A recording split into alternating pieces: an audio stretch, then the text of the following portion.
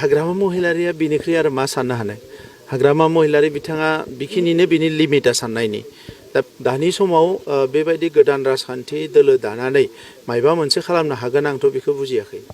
गिबि गिबियावनो नोंथांमोनखौ आंनि मोनसे गोदान भिडिअ बयखौबो फिन खेबसे बरायहरनाय थाबाय आरोना लोगोफोर थ' लोगोफोर बे समावहाय नोंथांमोननि सेरावहाय आङो दायो मोनसे गोदान आपडेट भिडिअ लाना फैदों आरोना लोगोफोर थ' जियानो जा लोगोफोर बे समावहाय आं दायो बांद्राय गोबाव खालामबाय थालासै सिदानो डिसक्लेमारखौ लागायदिनि नोंथांमोना भिडिअखौ स्किप खालामनाङा आरोना लोगोफोर जोबजासिम नायलांबाय थादों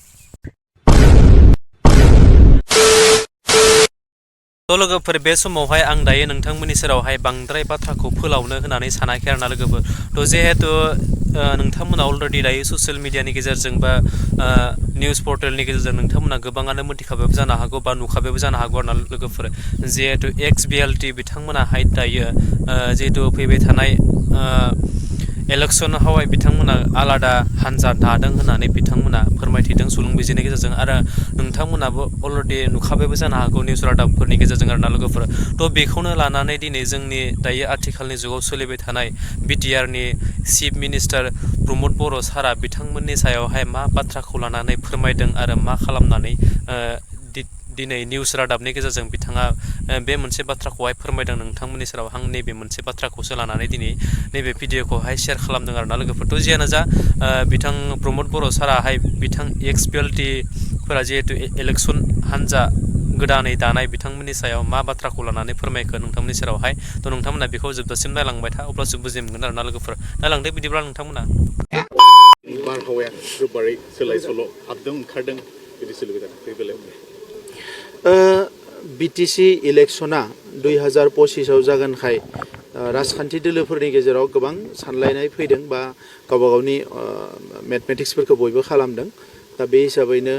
गोदान गोदान बारहावाफ्रा फैदों नाथाय UPPL हिसाबै जों जोबोद कम्फर्टेबल अबस्थायाव दङ आरो थांनाय 4 बोसोराव जोबोद डेडिकेटेडलि आरो सिनसियारलि रायजो राजाफोरनो जिखिनि अननाय होनांगो मान होनांगो आरो खामानि मावनांगो बेखौ मावबोदोंखाय जोंनि फारसे रायजो राजाफोरनि अननाय आरो मोजां मोननाया दैनि दिन बारायलांबाय थादों दा नंखायनो नेक्स्ट जि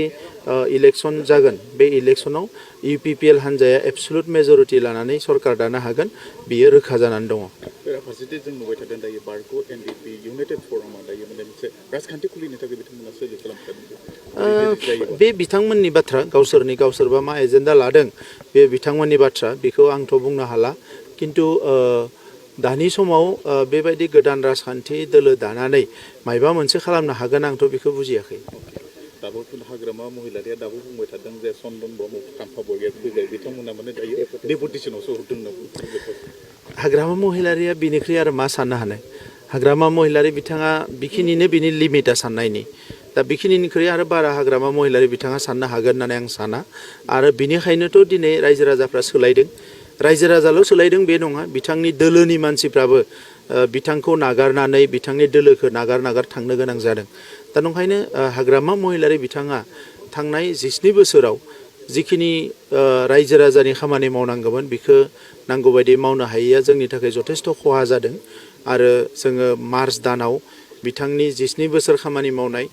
जोंनि 4 बोसोर जालांबाय कमप्लिट खामानि मावनाय आरो बिथांनि 4 बोसोराव मा जादोंमोन जोंनि 4 बोसोराव मा जादों बे गासैनिबो मोनसे एनालाइसिस होनो थांगासिनो दङ आरो बै समाव रायजो राजाया नुगोन जे बिथांमोना मा मावदोंमोन आरो जों मा मावखो नोंथांमोननि लोगो हान्जा BJPआ बुंदों बिथांमोना मोनसे माने जारिमिन सोरजिनो थांगासिनो दं होननानै बुंदों बिथांमोननि आखायाव फैगोन होनना बुंदों आं बुजियाखै बिथांमोना मा जारिमिन सोरजिनो थांदों जारिमिनाथ' सानफ्रोमबो जायो मुलुगाव गोदान खामानिया सानफ्रोमबो जारिमिनानो जायो दा माबायदि जारिमिन सोरजिनो थांदों बेखौ आं बुजियाखै थेंक इउ थ' बेनोमोन लोगोफोर भिडिअआ निस्सय नोंथांमोना जोबजासिम जुदि नायदोंब्ला थारैनो बुजि मोनखाबाय नङा होमब्ला लोगोफोर थ' लोगोफोर बे समावहाय आं दान्दिसे सम बायजोआवहाय फैदोंमोन माने दुब्लि फोथाराव फैदों आरोना लोगोफोर बेरायनाय बे समावनो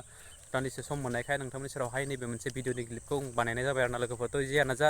नोंथांमोना जुदि मोजां मोनदोंब्ला आंनि चेनेलावहाय गोदानब्ला आंनि चेनेलखौ साबसक्राइब खालामदो लोगोसे लाइक कमेन्ट एन्ड शेयार खालामदो आरो नैबे मोनसे भिडिअखौ नोंथांमोना जुदि बुजि मोनाखैब्ला अननानै रिपिट खालामनानै नायफिनबानो जाबाय अब्लानो बुजि मोनगोन नङा होमब्ला लोगोफोर थ' जियानो जा नैबे मोनसे भिडिअखौ आरो आं नोंथांमोननि सेरावहाय शेयार खालामफिननायावहाय आंनि माबा मोनसे गेना गोरोन्थि जादोंब्ला नोंथांमोननि सेरावहाय आं बयनियावबो निमाहा बियो आरोना लोगोफोर थ' जियानो जा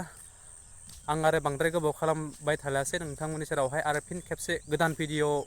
फैबावोब्ला नोंथांमोननि सेरावहाय आसा खालामबाय थागोन आं सापर्ट मोनबावगोन होननानै आरोना लोगोफोर जियानो जा जोबथारनायाव आं नोंथांमोननि सेरावहाय मोनसेल' बाथ्राखौहाय खावलायनो होनना सानदों आरोना लोगोफोर नैबे मोनसेखौ आं नोंथांमोननि सेरावहाय बे भिडिअखौ लाबोनायावहाय आंनि माबा मोनसे गेना गोरोन्थि जुदि जादोंब्ला नोंथांमोननि सेरावहाय निमाहा बियो लोगोसे नोंथांमोना आरो बे भिडिअखौ नायनानै जुदि मोजां मोनदोंब्ला अननानै आंनि चेनेलावहाय गोदानब्ला आंनि चेनेलखौ साबस्क्राइब खालामदो लोगोसे लाइक कमेन्ट एन्ड शेयार खालामदो बेजोंनो बै खनायाव थानाय बेल आइकनखौ नोंथांमोना दाबायना होदो आरोना लोगोफोर जाहाथे बेफोरबायदिनो गोदान भिडिअ जुदि होयोब्ला गिबियै नोंथांमोननियावहाय नटिफिकेसना सहैनाय बायदि स' थेंक इउ स' माच आरो नेक्स्ट भिडिअ फिन खेबसे लोगो मोनगोन लोगोफोर बाय बाय